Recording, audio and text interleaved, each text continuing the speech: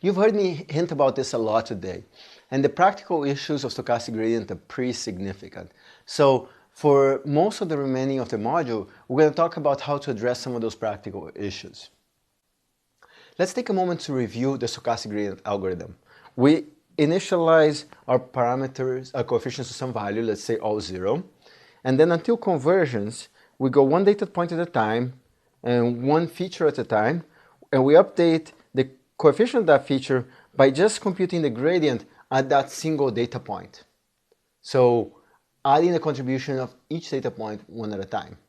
So we're scanning down the data, updating parameters one data point at a time. For example, I see my first data point here, 0 awesomes, 2 awfuls, sentiment -1. I make an update which pushes me towards predicting -1 to this data point.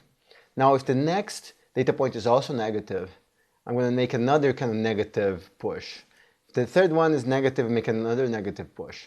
So, and so on. And so one worry, bad thing that can happen with stochastic gradient is if your data is implicitly sorted in a certain way. So for example, all the negative data points are coming before all the positives, they can introduce some bad behaviors to the algorithm, bad practical performance.